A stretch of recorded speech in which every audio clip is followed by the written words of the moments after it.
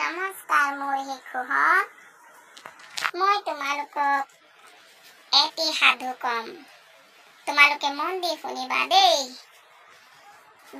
সাধুটোৰ নাম হৈছে ভেকুলীৰ চিঞৰ। কি কলো মই, তোমালোকে গম পাইছা নহয়?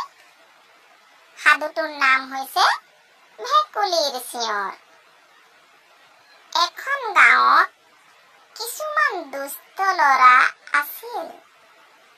নিজৰ স্বভাৱ অভ্যাসত পৰিণত হোৱা তেওঁলোকে এনেকুৱা কিছুমান খেলত আনন্দ লৈছিল যিবোৰ খেলে অন্য প্ৰাণীক কষ্ট দিছিল।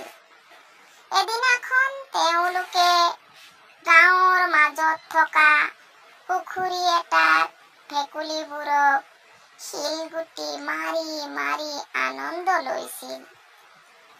ভেকুলীবোৰ যেতিয়াই পানীৰ ওপৰলৈ আহিছিল, দুষ্ট ল'ৰাবোৰে শিলগুটিৰে মাৰিছিল। ভেকুলীবোৰ আঘাতপ্ৰাপ্ত হৈ মৃত্যু হোৱা দেখি তেওঁলোকে বহুত ফূৰ্তি পাইছিল।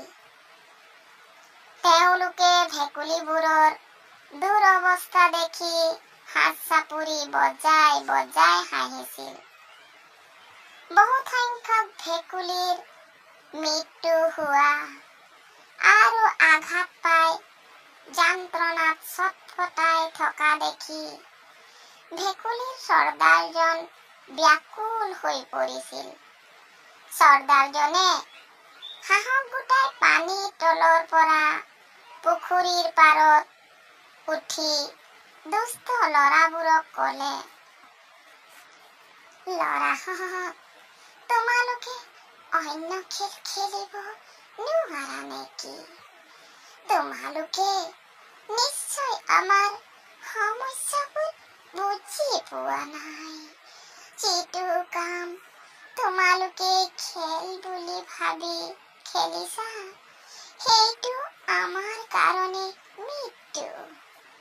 সেইকাৰণে তোমালোকে ভাল ল'ৰাৰ দৰে অন্য খেল খেলা।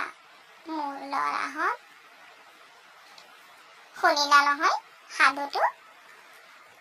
সাধুটোৰ পৰা তোমালোকে কি বুজি পালা বাৰু? জীৱ হত্যা খেল নহয় শিশুহঁত। জীৱ হত্যা কৰা মহাপাপ। ইয়াৰ পৰা সদায় তোমালোকে আঁতৰি থাকিবা।